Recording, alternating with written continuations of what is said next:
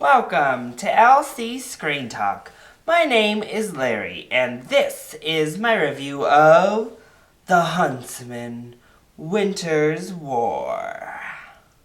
I'm headed straight for the cash. I was so hoping that this was going to be my kind of guilty pleasure, over-the-top, fun action film of 2016, and unfortunately, it wasn't that. It came up short. It's not necessarily a bad movie, just isn't good either. So we're back with the sequel to Snow White and the Huntsman without Snow White being involved because, hey, she was by far the worst part of that first film. But everybody else is back, all of the awesome characters, most notably Charlize Theron's Wicked Witch is back. And they're put into a story that is so cool in concept, but is so poor in execution that it's just a big disappointment.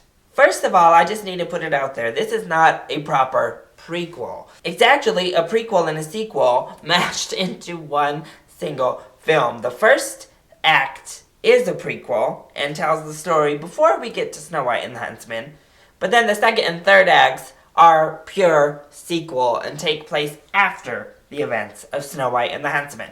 So just so you know what you're getting yourself in for, it's not a complete prequel. So if that was keeping you from the theater, don't let that be the reason. There are others to keep you away. So I mentioned that all the awesome parts of the first film are coming back. The visual effects were amazing in that first film. Charlize Theron was wonderful. And Chris Hemsworth was also very good. And they're all back. Unfortunately, none of those things are quite as good as they were the first time around. I think you could visibly tell that the budget had been dramatically decreased for this movie. And that's such a shame. I know the first one didn't make enough money to really warrant giving the sequel a huge budget again. But when creative decisions have to be worked around a smaller budget, it's just such a shame because you can see it in the final product. And I'm actually going to loop back around to that. But we had Chris Hemsworth here, who is charming and handsome as ever. So you enjoy your time with him on screen. But his and Jessica Chastain's storyline is just in the way to me. Like, I kind of always was waiting for them to get off of the screen so we could get back to this storyline I was actually interested in. But Hemsworth himself was fine. Jessica Chastain, I think, is actually the weakest of the entire cast. She doesn't really bring anything to the film that another actress wouldn't have, but she's there. It's never a bad thing to add talent. She just doesn't necessarily add all that much to the film. Charlize Theron is not given nearly enough to do, and I think that's the main problem. So, because when she is on film, she's still giving us that wonderful, slightly over-the-top, kitschy performance that was so good in the first one. But her screen time is so limited here that we can't really revel in it. We're not given what we were promised. And then there's Emily Blunt, who I think steals the show. I think by far she's the best in the film. She has layers. She's just wonderful in her performance. And she was the one I most enjoyed spending time with.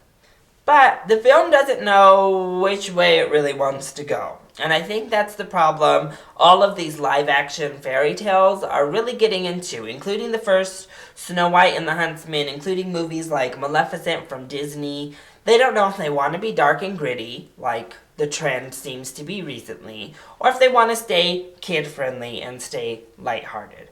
Because I would say it's about half and half here. Half of the movie is much darker, much more sophisticated in tone, and it wants to be more of a serious special effects action film. And on the other half is very much aimed at a younger audience. It's full of jokes, it's lighthearted, even the color palette gets much lighter. So we're left with two movies kind of tried to shove into one to give us this product.